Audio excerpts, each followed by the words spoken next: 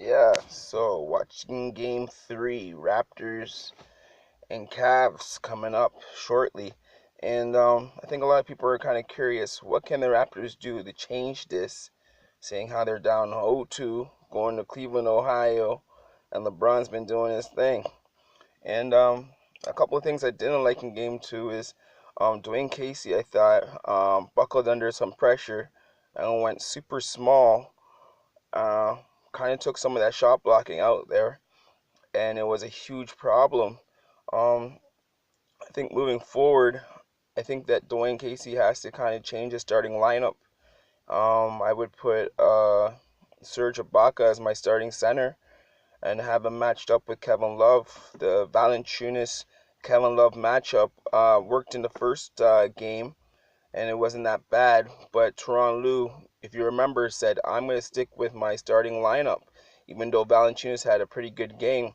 And sure enough, Kevin Love showed up, and he was there, taking advantage of his being able to stand on the perimeter and doing little backdoor cuts and attacking the paint because he was too fast, too quick for JV. So to match up, I would put Serge Ibaka in the start, who's already in the starting lineup, but make him guard Kevin Love. Um, Personally, I would change the starting lineup. I would keep DeRozan, and I'd keep Lowry, and I'd also put C.J. Miles in the starting lineup with Pascal Siakam. And the reason why I would put those two guys in the starting lineup is if I have CJ Miles on the court, then LeBron has to go and kind of guess who he wants to guard. Is he guarding DeRozan? Is he trying to guard CJ Miles? If he's guarding OG Anunoby, who's been guarding him a lot this series, OG Anunoby is more of a spot up shooter, and LeBron gets to play a little bit of safety. Where if he's playing against CJ Miles, he's going to actually have to run around on defense, which is going to weaken him out a little bit more on the offensive end. And you can go and be more effective and stuff like that. And the reason why I would want Pascal Siakam in the starting lineup is he's a kind of a switchblade. He can switch on almost every single player out there on defense. He shoots a little bit of threes and shot blocks and hustles. And if LeBron's got him, then that means that every time that the Raptors might get a rebound and things of that nature, Siakam would take off, start running, and LeBron's got to run down the court full sprint to go and catch up with a guy like that. So that's what I would do with that starting lineup. On top of that, with that starting lineup that I suggested, you can all have people at a 3-point line and have DeMar DeRozan attacking the paint. And if they leave anybody, he can kick it out to shooters, similar to what LeBron does in Cleveland. Um, Another thing too is the reason why I would want JV coming off the bench is because I believe JV's matchup is Tristan Thompson, and I would, if Tristan Thompson comes in the game, I'd put JV in the game.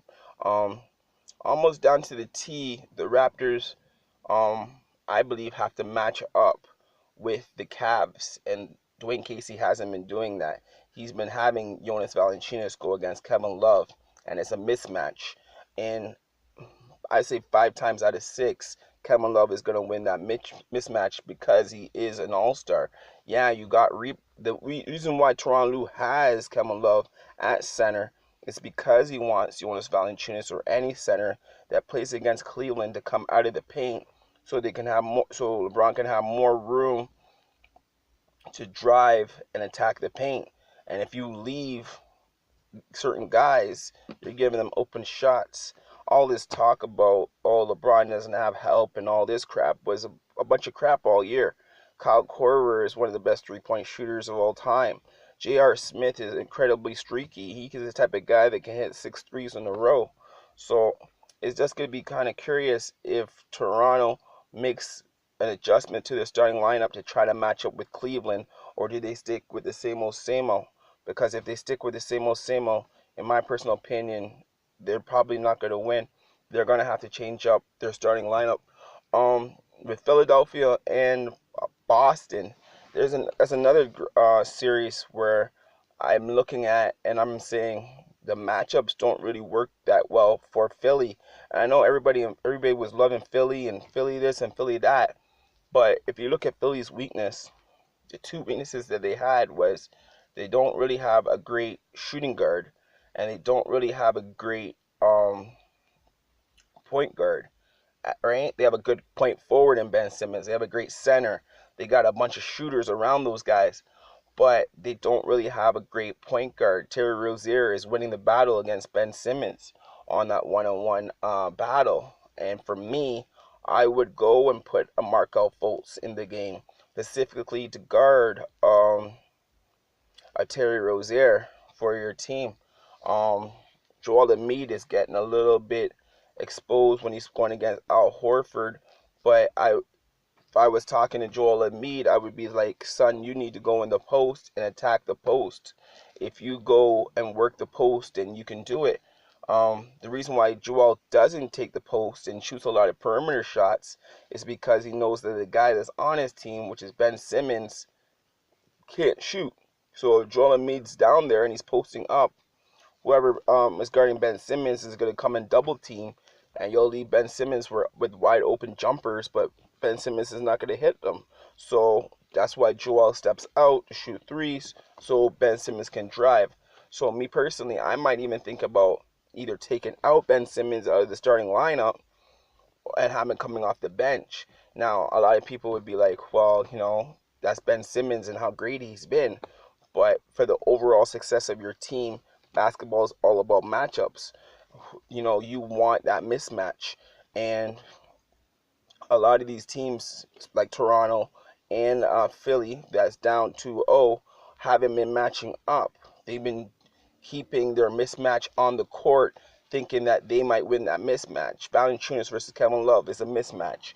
If Valanciunas is doing great in the post, great. But more likely, Kevin Love has been going to win that battle. Ben Simmons versus Terry Rozier.